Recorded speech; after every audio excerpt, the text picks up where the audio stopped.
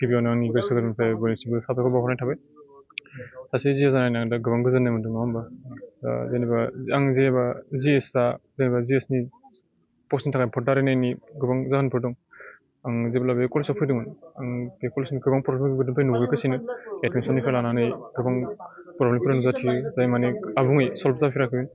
दा बेफोरखौ नोजोर होनानै आङो माने बेफोरखौ सल्भ खालामगोन आंनि सायाव बेफोरखौ सल्भ खालामनानै आंनाव गुन दं बेखौ आं सानो आं आरो गासैबो फरायसाफोरनि प्रब्लेम आरो बेफोरनि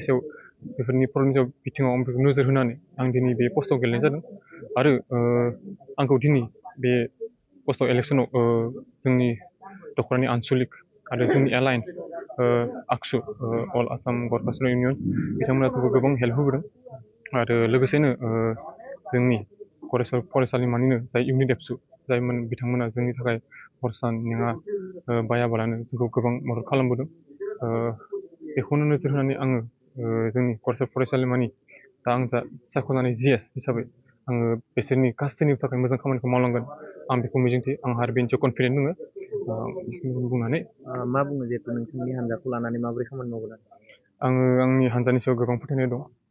हान्जानि सायाव माने हान्जानि फारसे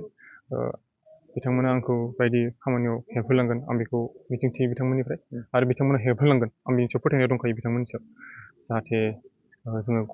कलेजनि मोजांनि थाखाय खामानि मावलाङो बेखौनो आं मिजिंथियो नैबे समाव जिहेतु फरायसालिमानि साफ्रोमबो फरायसाफोरा जिहेतु नोंथांखौ भट होनानै देरहासार जाबाय बिथांमोननिसिम मा बुंनो आं गिबियावथ' बिथांमोनखौ thank you all of you गावसोरनि बेसेन गोसा भटखौ आंनो होनानै आंखौ देरहासार खालामनो थाखाय आरो लोगोसेनो भट होनायजों लोगोसे आंनि सायाव फोथायनाय लाखिनायनि थाखाय जेनेबा बिथांमोना जे आंखौ फोथायदों जे आं जे सासे जिएस जानानै गरखा कलेजनि मोजां खामानि मावलांनो हायो गरखा कलेजखौ जौगाहोनो हायो बेनि थाखाय आंनि सायाव फोथायनाय लाखिनायनि थाखाय आं बिथांमोनसिम साबायखर बावहरो गिबियावनो आङो बयखौबो साबायखर बावो दिनै जोंनि जे गरेस्वर फरायसालिमानि जि इलेक्सन जाबाय बे जानायाव जों गोबां दाख्लै साननिफ्रायनो जोङो केम्पेइन खालामदों न'खर बे केम्पेइन खालामनाय समाव जोङो गोबांनो स्टुडेन्टफोरखौ लोगो हमनानै जि खावलायदों बिथांमोना जि खावलायनाय बायदियै जोंनि गेजेराव दिनै फैनानै जे जोंनि साब्रै बिजाथिफोरखौ दिनै भट होनानै देरहासार जाबाय बिथांमोनखौ बहुद धन्यबाद बावहरो आरो साबायखर बावहरो आरो नैबे समाव आरो नोंथांमोनखौ जिहेतु मदद खालामनाय बिथांमोनखौ मा बुंनो जोंनि जा मदद खालामनाय बिथांमोनखौ जोङो बिथांमोननि जे माबाफोर जेंना जेंसि जायोब्ला कलेजाव जों बिथांमोननि माबा मोनसे जों खामानिखौ मावनो हागोन जे जोंनि साफ्रोमबो जोंनि बिबानगिरि बिथांमोननि हिसाबै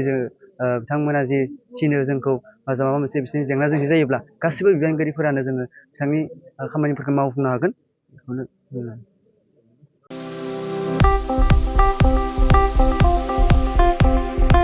गोजोनथाव खौरां क'क्राझार सहरनि खोदोमथलायाव थानाय physiotherapy clinic and rehabilitation सेन्टारा struck बेरामजों भुगिनांनाय सुबुंफोरनि थाखाय मोनसे गोजोनथाव खौरां लाना फैदों।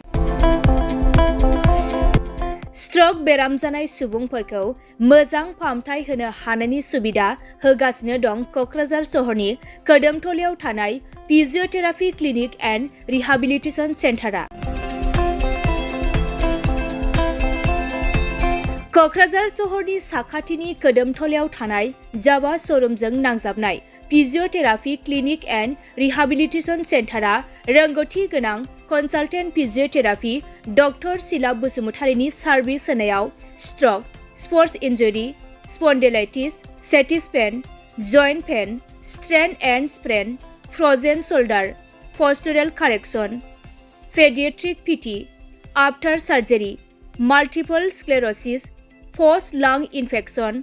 पार्किनसन्स डाइजेस्ट, पस्ट फ्रेक्चार्स आरो डिस्क प्रलेप्स आरो स्लिप डिस्कनि बेराम जानायफोरखौ सोखानो हायो।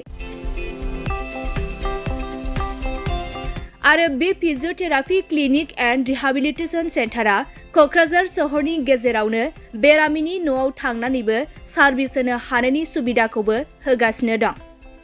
जुदि नोंथाङाबो स्ट्रक बेरामजों भुगिनांना दंब्ला थाबैनो क'क्राझार सहरनि खोदोमथलायाव थानाय फिजिअथेरापि क्लिनिक एन्ड रिहाबिलिटेसन सेन्टाराव थांनानै फाहामथायखौ लानो हागोन।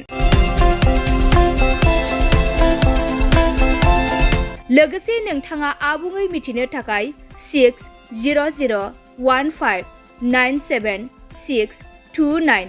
एबा 9101439836 जानबुं नम्बराव कल खालामना थोंजों खौरां लानो हागोन।